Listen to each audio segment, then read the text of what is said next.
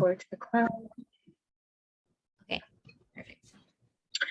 Good evening, everyone. Today's day 2 of Reproductive Futurism. My name is F.A. O'Sarin. I am a doula and a student midwife. Today here we have Freedom Community Clinic. I'm gonna pass the mic on to them so they can get started. Please feel free to use a chat box to engage and using the hashtag DCRF2021 throughout social media. Welcome. Cool. Thank you so much for inviting us. We're so excited and hyped to talk about Freedom Clinic, what our work looks like, and also it's gonna get a little personal. So what our own healing journey looks like and how we have embodied the work that we do with Freedom Clinic in our personal lives. And so I think we're actually a pretty small group, which will be great for introductions since with Freedom Clinic, every time we have a clinic or a gathering, we love to start with introductions and like intentions for the gathering. And so I think this is perfect. Can y'all see the next slide? Yes, okay, awesome. So this is perfect, a perfect space to introduce each other. So your name, your pronouns, the city or country, since we saw that someone else is from out of the States. If you know the Indigenous territory that you are in. And we're gonna get a little deep. So what's your purpose or your role in this lifetime? And what is your intention for being at this gathering? So I know this is a little heavy, so if you wanna take a few seconds to I'll go first. think about these questions, and we could start. So again, my name is Eli Jimenez. My pronouns are she, her, hers. I'm currently living in the city of Oakland in California, and the Indigenous territory, I believe, is the Ohlone land. And I believe that my purpose and my role in this lifetime is to, specifically with, I think, immigrant communities, to create and envision for myself and for our communities, envision a world where we really do not live in fear, and we can feel joy and we could feel alive. And my intention for this gathering is to share with you all a little bit about me and where I come from, and also to learn from you as well. Thank you, Leslie. Hi, everyone. My name is Sabrina Valadez Rios. My pronouns are she and her. I am born and raised in West Oakland. I feel like my purpose in this lifetime, we always go deep. Let's see. I guess it would be to help others begin their healing journey and to introduce folks that healing is within arm's reach and it's possible. And my intention for today is to really be present. So I'll pass it on to whoever wants to go. I'll go. My name's F.A. like I mentioned earlier. I use she, her, they pronouns. I am based currently in Houston, Sana. I am studying on the borderlands in El Paso. And I am been living in New York City, Brooklyn, Muncie, Lenape land for the last 7 years. So a little bit of an traveler here and there. My purpose and role in this lifetime, I see my role as one as a midwife, but I also see my role as to kind of shake shit up and create new spaces and new opportunities for us that haven't been working for us for a long time, which is why I started Reproductive Futurism. And what is your intention for being at this gathering? My intention for being at this gathering is to learn a lot more about how you guys started and what it's like, because we are interested in doing something like this on the East Coast as well. And then hopefully maybe in the South. I don't know if you guys are going to introduce chapters and trainings eventually, no pressure. But that's my intention. Oh.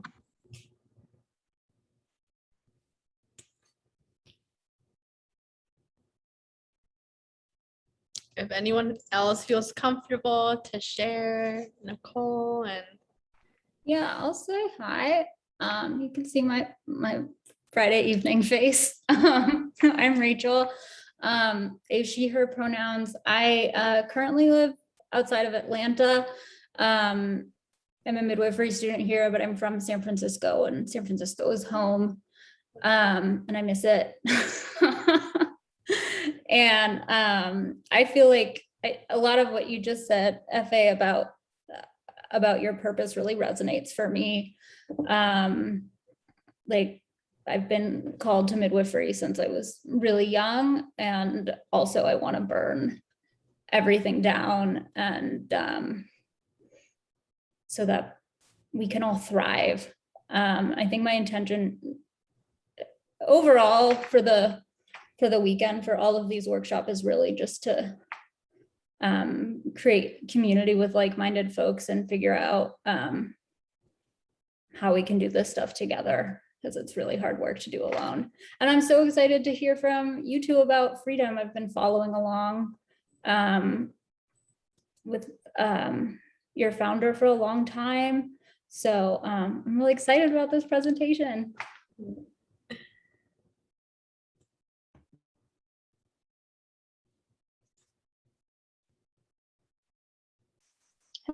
Hello.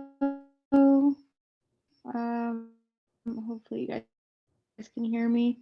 Hi, I'm Nicole. My pronouns are she, her, and I am currently living in Portugal.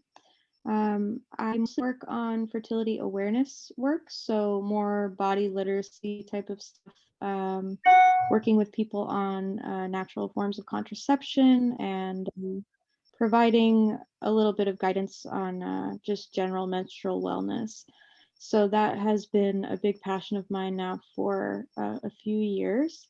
And I also sort of dovetail my fertility work with farming. So I'm very passionate about farming, both herbs for herbalism purposes and also food. So I raise chickens, and I'm very interested in regenerative agriculture. So all of my work sort of is in this realm. It's very focused on self-sufficiency, but also interdependence and community work. So I'm hoping to learn a lot more about what you do, and just to see how your clinic is run. And I'm always sort of absorbing what other people in birth work are doing. So thank you for being here, and I'm excited to learn from you. Thanks so much. Yeah, thank you so much for introducing yourself. And it already sounds like there's so much alignment in the work that we all do. And so I'm very excited to continue to have conversations after this presentation. We have thought about, there's actually a core organizer that possibly might be moving back home, which is North Carolina. And we were like, oh my God, should we take FCC to North Carolina to the South and just like, introduce this model, which is not new, like natural medicine, holistic medicine is not new to our communities. And so I don't know, I think it's in an up and coming, hit the South, and just like other communities that are also looking to heal and to have a space for each other. And so we're gonna get started. Okay. So we're Freedom Community Clinic. This is us. We have so many healers. We have a network over 100 healers, all come from different backgrounds, from different modalities. We have acupuncturists, Reiki healers, Qigong, herbal medicine. We have curanderas, which are healers in Latin America. And this is a picture of one of our first in-person clinics last summer. We pulled up to a park called San Antonio Park in Oakland, invited community and healers to come and just have a space for each other. This was after George Floyd's murder. And so it was such a heavy time and space specifically for Black and Brown community members. And so it was a celebration for each other. where we were able to rest, where we were able to have conversations about how we were feeling and just be. And so we bring whole person healing to our communities, to the communities where we gather at the parks and different neighborhoods. We go to the community. So at Freedom Clinic, we envision a health revolution that nourishes and uplifts the bodies, minds, and spirits of under-resourced communities and brings care directly to where communities gather and celebrate. So here's a picture of the same event at San Antonio Park, and we literally had a napping area where you could just rest and just close your eyes and just be. And I thought that was really, really beautiful, and I had never seen anything like that. And so our mission is to bring direct whole person care to underserved communities. And we integrate ancestral, indigenous, and holistic healing modalities with the strengths of Western medicine. We know that most of our communities, including myself, can be really intimidated by the healthcare system and by hospitals. I think just the structure, the way that they interact with people, it's very cold. And so a lot of communities don't even go to see their doctor or a hospital or clinic. And so integrating this was just, it's been so amazing. And I think people have responded so well because as you can see here, this was a guided meditation and breath work. And so it was just so beautiful to be in the open space, connected to the land, to earth, and breathe together. And so this is really our model. We integrate the strengths of all types of medicine.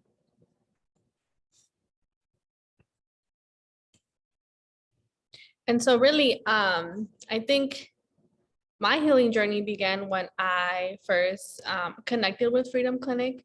I started off as a volunteer, and then I realized that it was such a beautiful space where ideas and projects could just happen because the space is a space where we all come from different backgrounds, and we always hype each other up. And so sharing experiences with them was so meaningful to me because I had never had anything like that. I was born in Mexico and I came when I was 9 years old. I inserted a picture of my mother, my grandpa, and my grandmother because when I migrated to the US, I felt so disconnected to the land and to my family and to my people. And so growing up, I then realized that I am called undocumented. And so I realized that I was going to face so many different obstacles in life because of my citizenship status. And so I was taught to navigate institutions and social circles as invisible, as a way to survive in this country. And so this really led me to become really shy and really a really low person. And I had great ideas and I had so much empathy growing up. I just was in a space where love and joy was not really nurtured because of the circumstances that we were in growing up.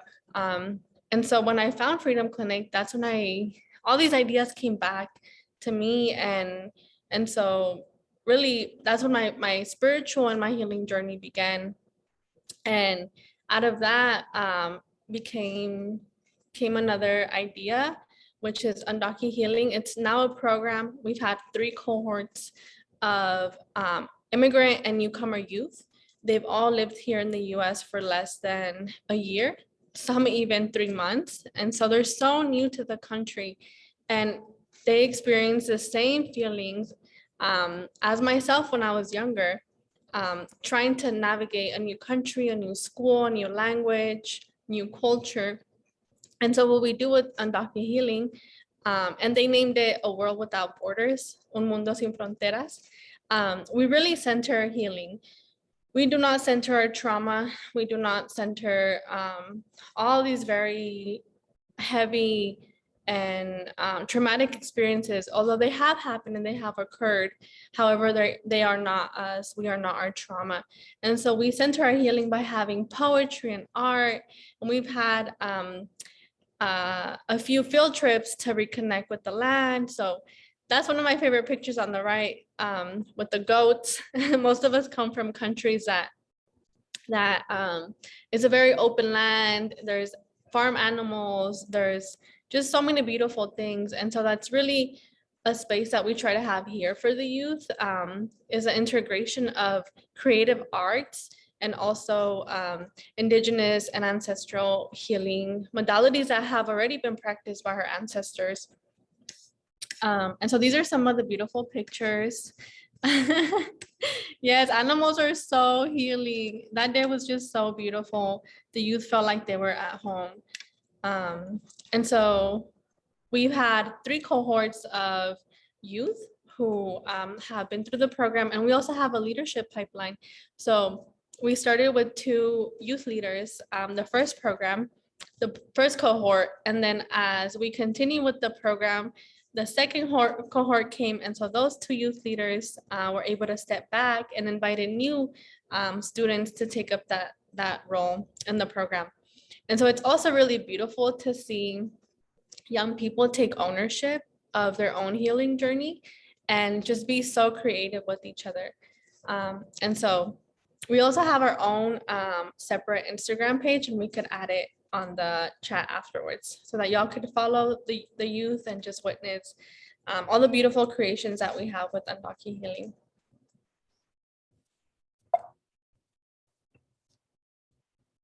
Thank you, Ellie. So just a little bit about my own healing journey.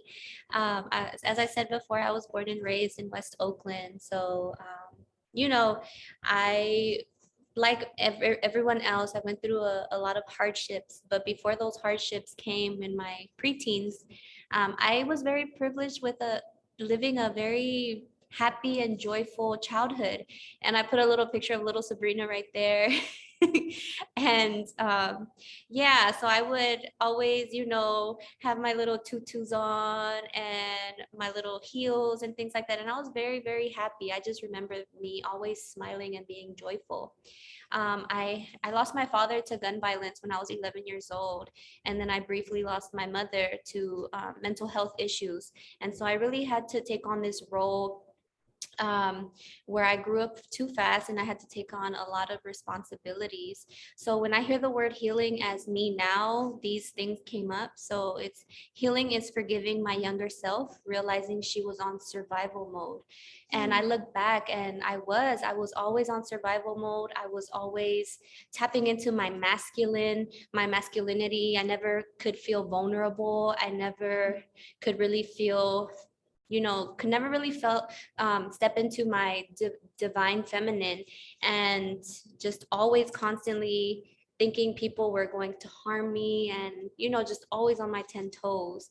And so now I look back, and also same thing, I always knew I had this spirituality and this healingness in me somewhere, but I feel like it was really sparked when I met these wonderful people I organized with at Freedom Clinic.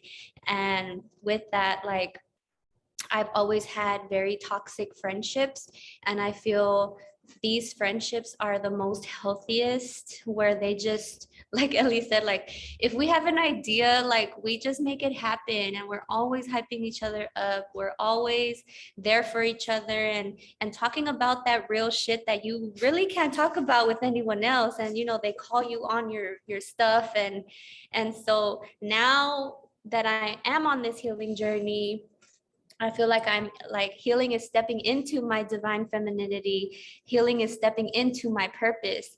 So for me, my passion has always been helping the unhoused in my community. Growing up in West Oakland and just seeing the city change and poverty grow and grow and grow, I've always known I could make a change somehow, somewhere, from just even seeing my dad give money or food, or, just also seeing other mothers struggle. Because when my dad passed away, my mother, she had to go on government assistance, and we became low income, and we used everything we could.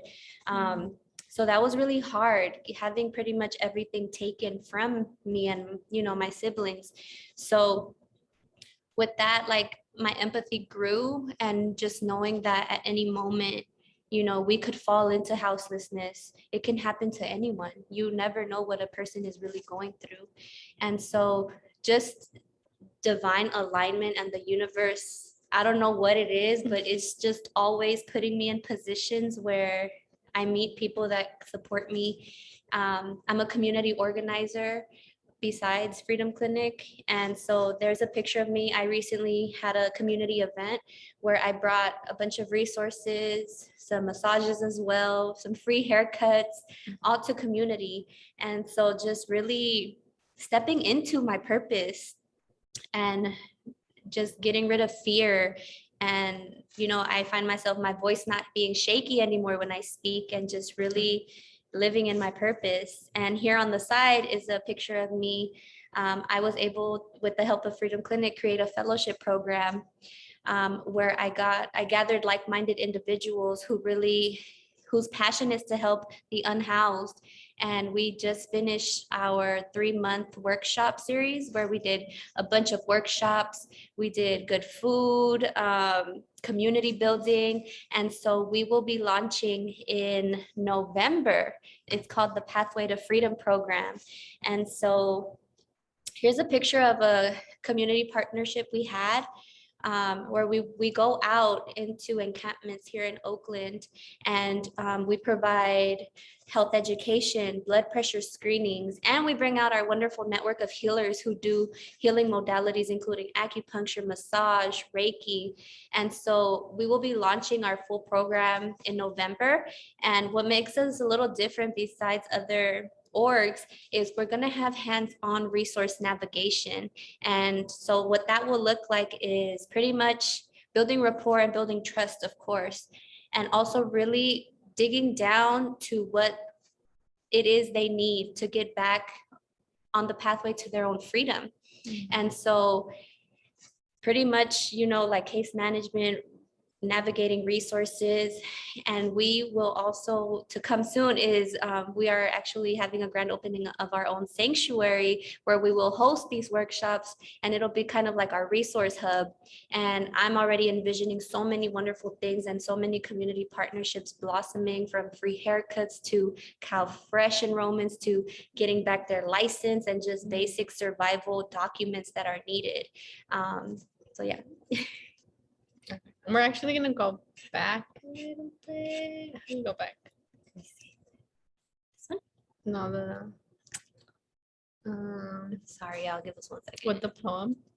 Oh, We wanted to poem. share a poem with you all. On the left side with the red, that's Mari. She is our youth leader.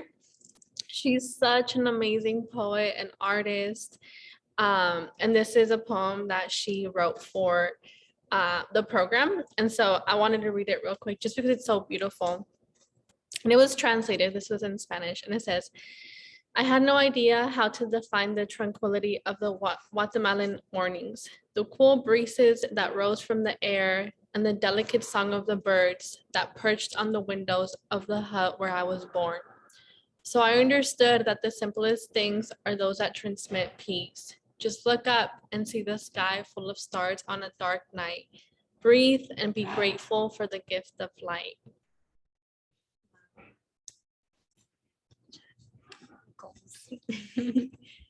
Thank you, Edley.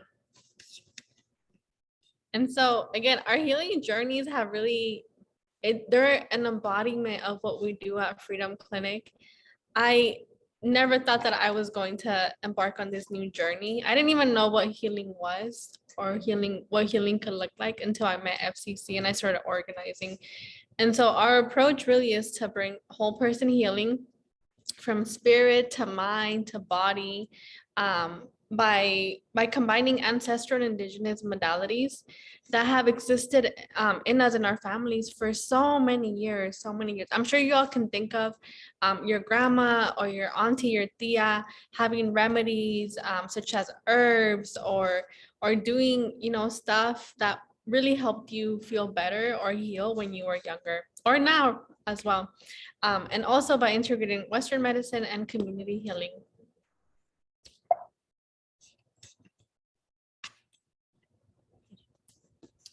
So these approaches can look like ancestral indigenous healing, as Ellie said. So including, you know, herbal medicine, acupuncture, acupressure, Reiki, womb wellness, doula care, Qigong, Tai Chi, so many of these amazing things. And then what community healing looks like is community dialogue and healing circles, community dinners, art therapy, just so many things, just being in community, protest, street outreach.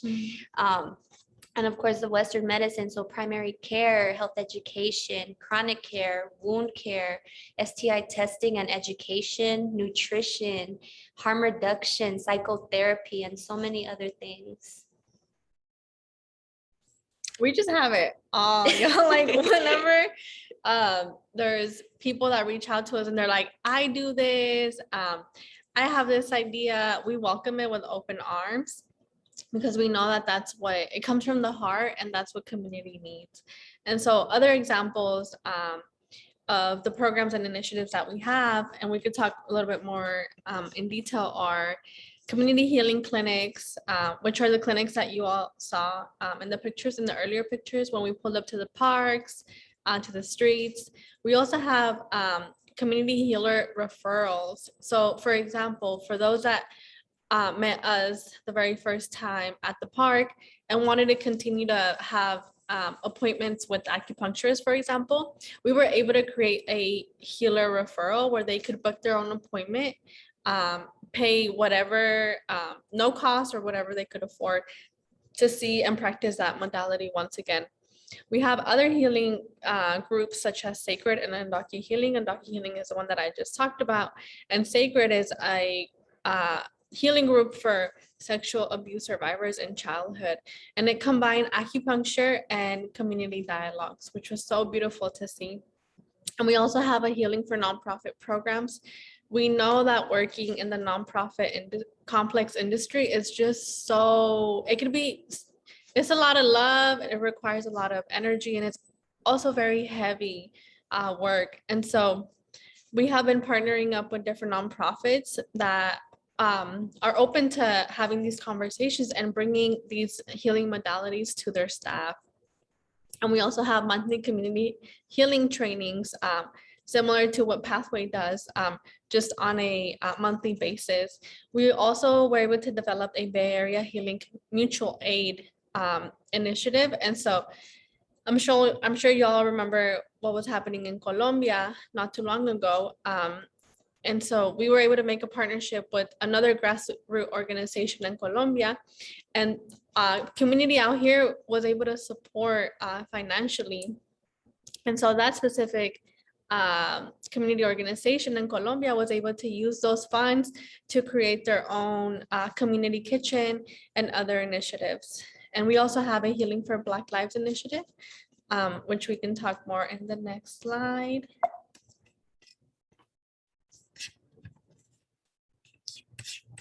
So as Ellie was saying, community healing clinics, and we always prioritize Black, Indigenous, and undocumented and POC communities. We've served over 500 people. We've had over 25 community clinics in the Bay Area. We've held so many partnerships with the local grassroots initiatives.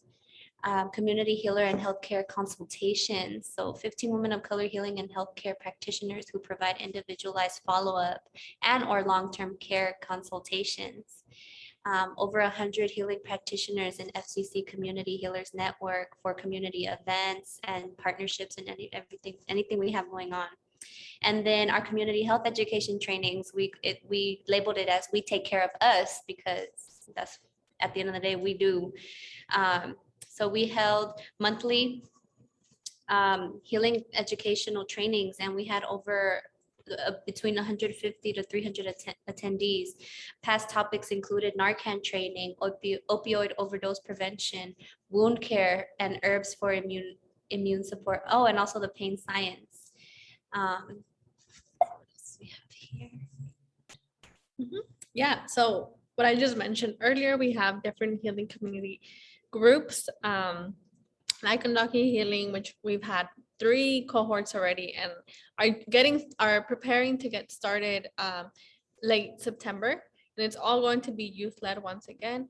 We have Sacred, who we started as in person, and then we also shifted to in person and online. And the Healing for Nonprofits program, which I mentioned, the Bay Area Healing Mutual Aid, and the Healing for Black Lives. And we're actually gonna have one that's coming up. So if y'all are interested or want to pass along with your network, we're having one September 13th from 4 to 5 p.m.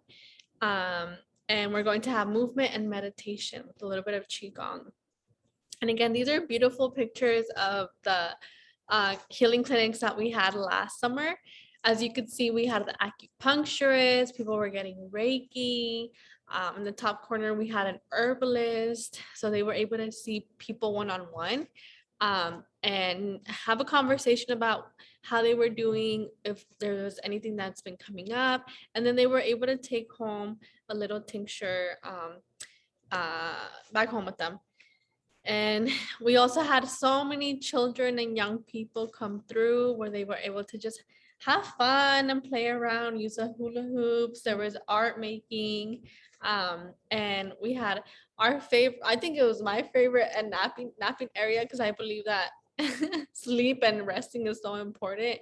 And just to have this like out in the park was just so beautiful to see. And that's really how we grew. I think last year during the summer, we popped off. Like, so many people came through. There was hundreds of people at these clinics because the parks are huge. So everyone was bringing their auntie, their little sister, their friend. It was like a big cookout with a lot of healing. So yeah, this is just an overview of how many people we've served with all of those modalities and community events.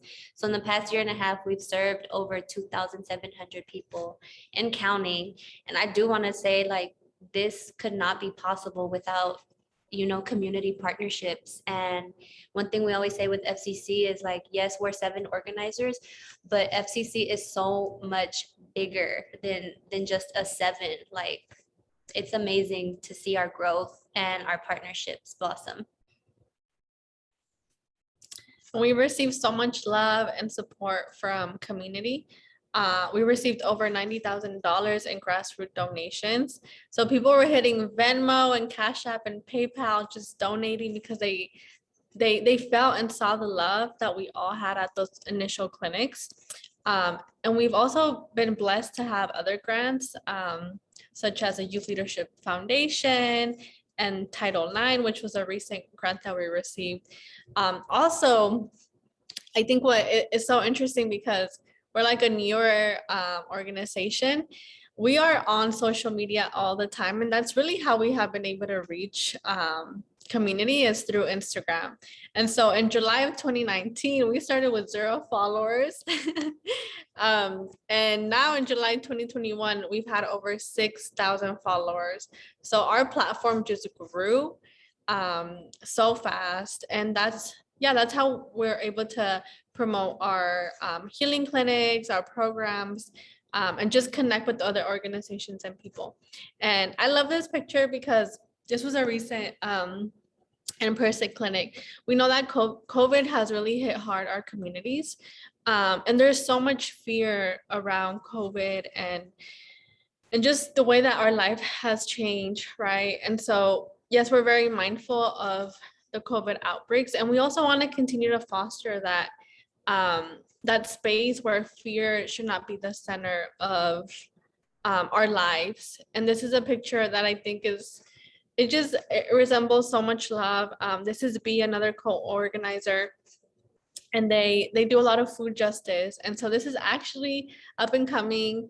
I'm not sure if y'all have heard of like the HelloFresh, those companies that like could ship you your ingredients and then you just cook.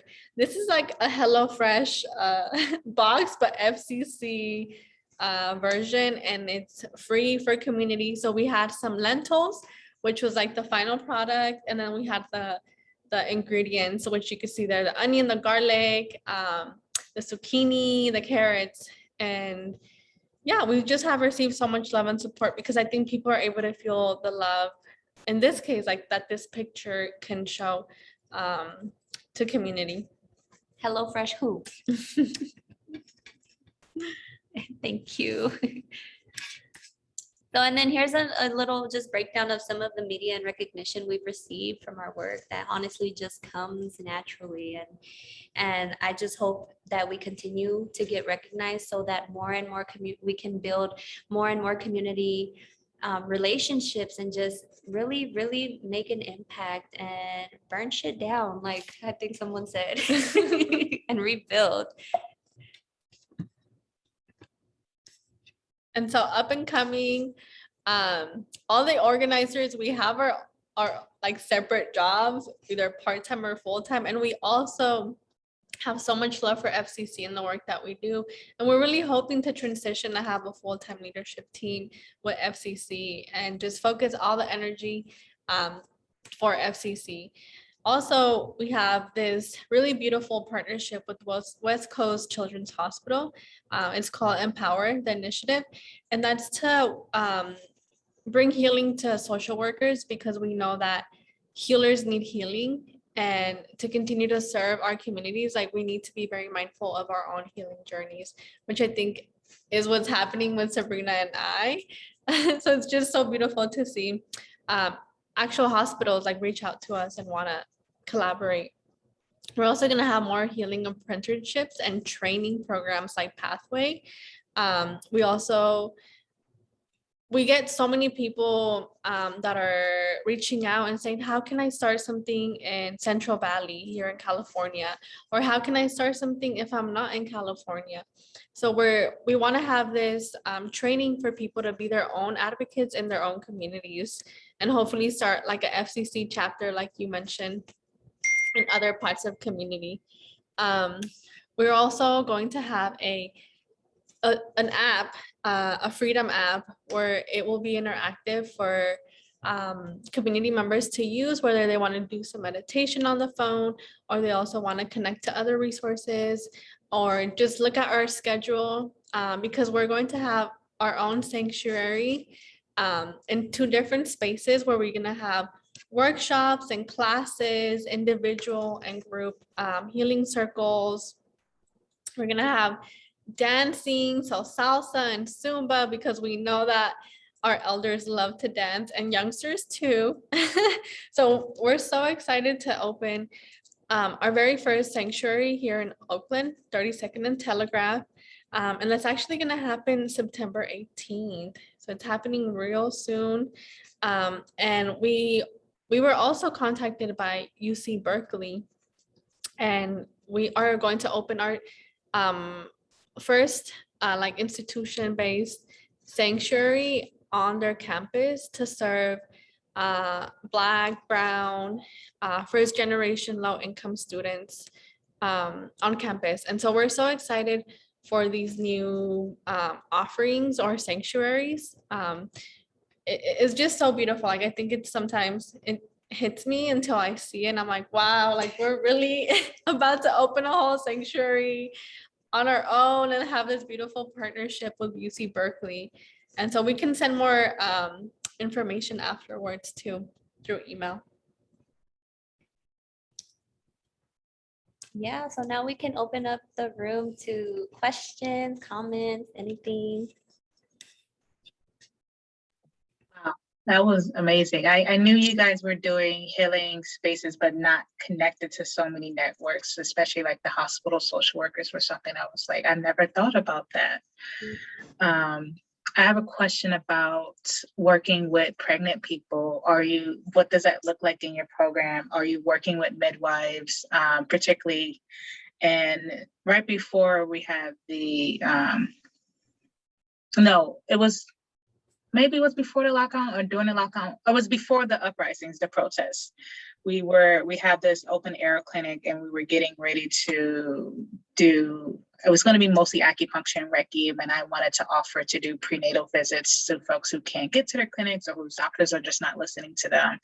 And then it just kind of fell apart with the uprisings. And we also had 2 maternal deaths in the city that were close to a lot of the birth workers. And so I guess my question is, what does that look like in terms of like prenatal care?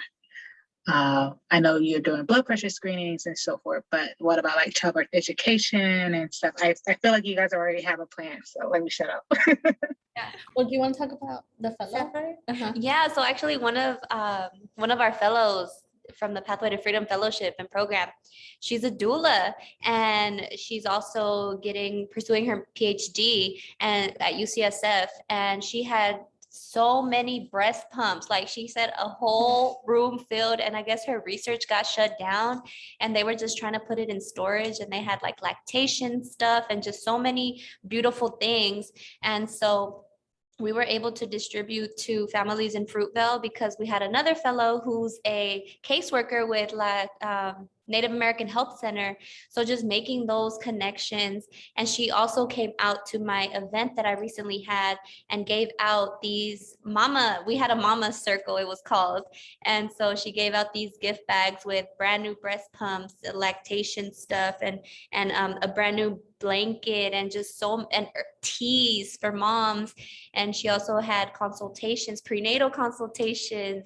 They had a massage therapist that worked specifically with mothers. And it was just so beautiful to see. So just having her be a part of this fellowship, and we're just excited. That's in the works. And then, I mean, Ellie.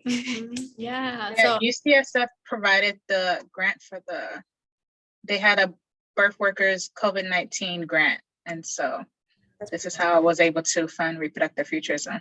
Wow. Yeah. Oh.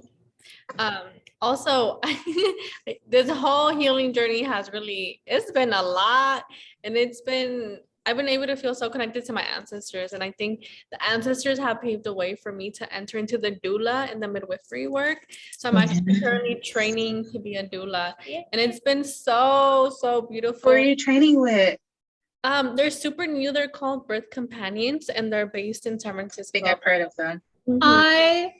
Some of my former clients are like the organizers of the Birth Companions, and I haven't been involved at all because I'm in Atlanta. This is gonna make me cry, but I'm like watching the Birth Companions grow as it has from like when I was still in SF, like years ago. It was like this little seed, and just the way that it's blossomed, and like seeing some of my former clients like become doulas themselves has just been like, so I love them. I'm so excited for you. I had 3 clients become doulas, so it's always pretty inspiring that like, wow, I was at your birth and now you're at other people's births. Yeah, like the baby started kindergarten this week, and I'm just like, no. Oh my God, it's too much, but I love them.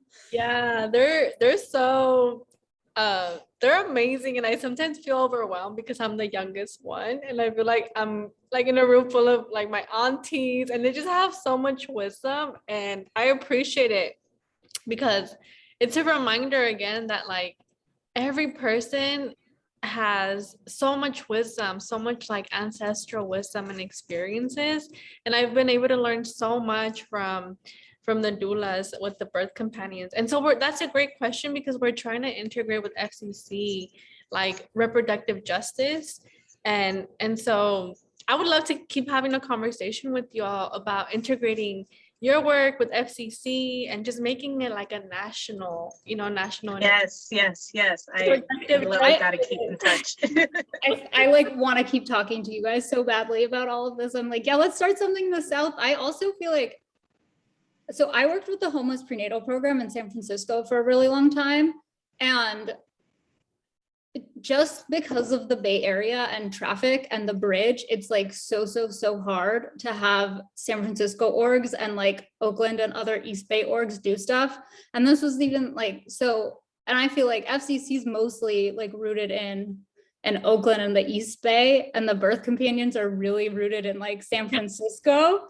So I think logistically, like that's going to be just a logistical challenge, especially knowing how few people, like Christy like doesn't drive, like, so knowing how few people drive, and then like the concerns with public transportation and COVID, like I think logistically that would be a challenge, and that would be such an amazing thing to see FCC and Birth Companions work. Like y'all have the same goals and the same like ideologies. It's just the bridge. Yeah. It's literally just the bridge. Yeah, and that's what we're finding with FCC, that we're also a bridge for other grassroots orgs to connect and between community and like these offerings. So this is amazing. Yeah, we could keep talking about how we can make it with the Doula Chronicles, make it just a whole national initiative. I'm so excited. Yeah, I mean, I've been wanting to grow Doula Chronicles, but because it's just myself, I get a little intimidated, and I rather just like put other people on the spotlights. But particularly, I graduate or knock on wood, but I'm done with my midwifery clinicals next month, and hopefully licensed before the end of the year. And I do want to kind of branch out to change the way midwifery works now.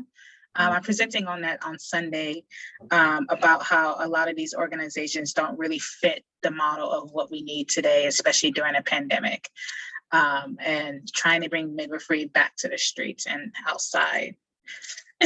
Oh, bring midwifery back to the streets. Yes. Where it was originally, it was always in community. You didn't have to search miles for a midwife. It was always somebody you knew who went to church with you, who you met at the grocery store or something.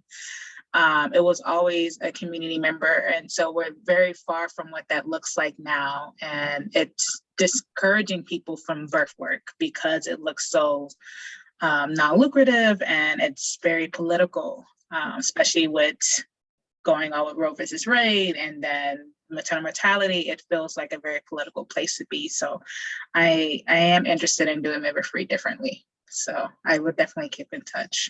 Yes, let's do it. You had a question. Can I hear more about the birth companions? Oh yes, the birth companions. So they are so down to bring midwifery and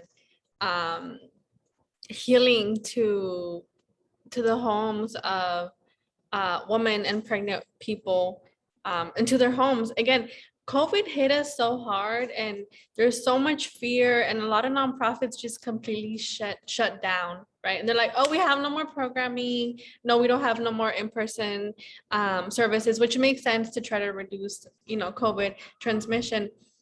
However, like, people have been left empty-handed. Like, people are going hungry. There's mothers who, and I learned this through the birth companions, there's mothers who had literally no diapers, no food for their children and for their babies, because other nonprofits just completely shut down. But birth companions, also their work is combining like ancestral and indigenous healing with pregnancy and birthing. And so they're located in San Francisco, like Nicole said.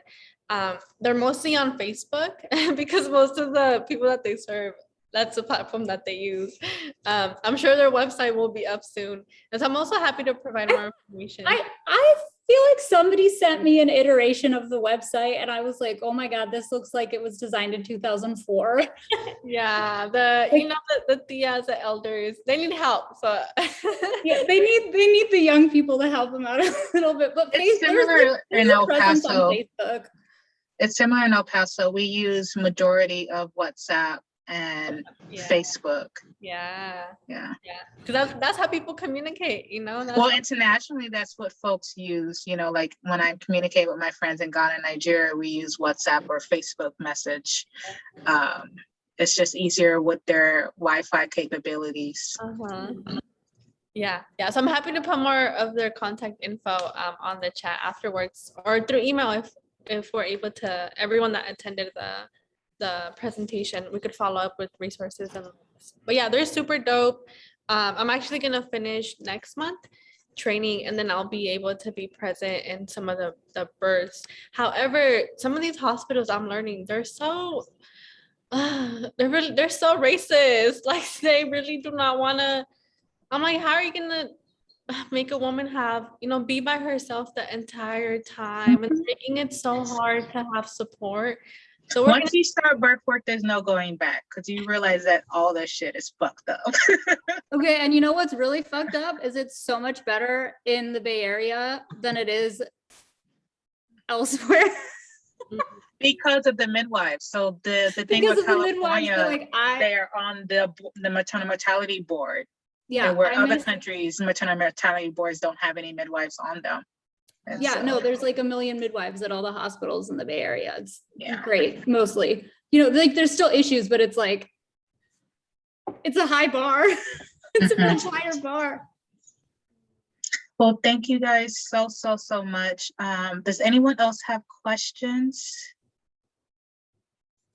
If not, this is recorded, and then as well as Sabrina and Ellie will forward me, I guess, follow-up links, and then I will include that with the rest of the information. Thank you guys so much. I am looking forward to partnership immediately soon, whatever that may looks like, and blessings to you all. Thank you so much. This was great. I was a little nervous. We don't really do these kind of things, but universe has been like, y'all need to use your throat chakra and share. And Yeah, there was a tweet that went viral earlier this year, or maybe last year, about a doctor just like quitting medical school or quitting clinicals and starting working with FCC. And I was like, yes, that's what we need to do. The midwives need to just fuck all of this shit and leave and start our own stuff. So I was very inspired by her. Wow. Thank you so much. Thank you. And yeah, we're gonna be, I'm really interested on your talk on Sunday. So I'll see you then. Thank you. Alrighty, y'all. Have a great weekend. I'm gonna shoot you guys an email because I feel like I have a lot I want to talk to y'all about. Awesome. Take care. Have a good one. Bye.